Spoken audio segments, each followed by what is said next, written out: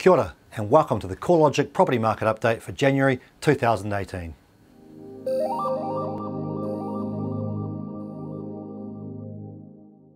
Well, here we go again.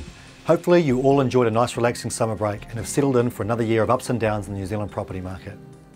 First up this month, we need to close out 2017, and both Wellington and Dunedin finished it strong, with 3.3% growth and 2.7% growth in the final 3 months of the year respectively. A key factor for this growth was the shortage of listings. Both had 35% fewer properties on the market than the same time 2 years ago.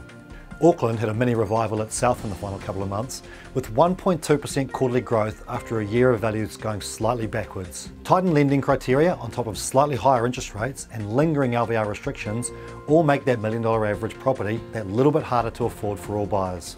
But interestingly, it was actually first home buyers who helped keep things ticking over at the end of the year, as they enjoyed the less crowded market and used the breathing room to secure the properties they could afford. They accounted for 24.1% of sales in December, their highest share for 5 years. That's more than owner-occupiers moving home and only a couple of percent short of mortgaged investors, who accounted for 21.0% and 27.5% of sales respectively. It's too early to know what's going to happen with listings and activity this year, let alone values.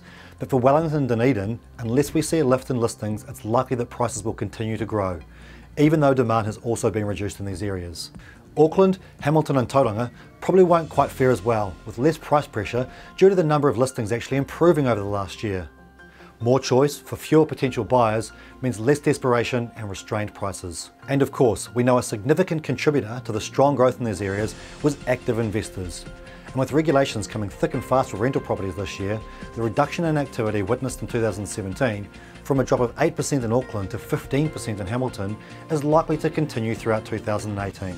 Christchurch and the wider Canterbury region had a very flat year in 2017, prolonging a trend that's been evident for a few years now as it matures from the earthquake rebuild. Christchurch saw a very minor drop in values across the year, while Selwyn only grew by 0.3%, and Waimakariri had only 1.7% growth. There is still substantial development in the region, despite passing the residential construction peak.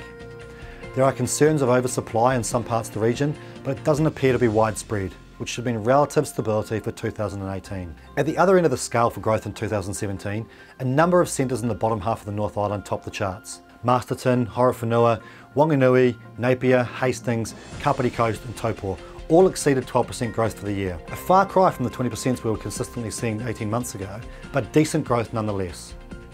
The outlook for these areas is less sure, but I think it's safe to say the property market goes through cycles, and 2017 was their year. I wouldn't expect them to top the charts again in 2018. So as is often the case, it'll be a bit of a mixed bag across the country. Overall, we'll likely see a year of consolidation, as demand remains impacted by the inability of people to attain the required credit to buy. Of course, the Reserve Bank has slightly loosened the LVR restrictions, so they will hold demand up somewhat, and there's still a supply shortage in Auckland, so I'm not expecting a significant drop in values in the short term. We'll start to get a feel for early year activity in the coming weeks, so stay tuned by checking out our website corelogic.co.nz and follow us on our social media accounts. Speak to you next month.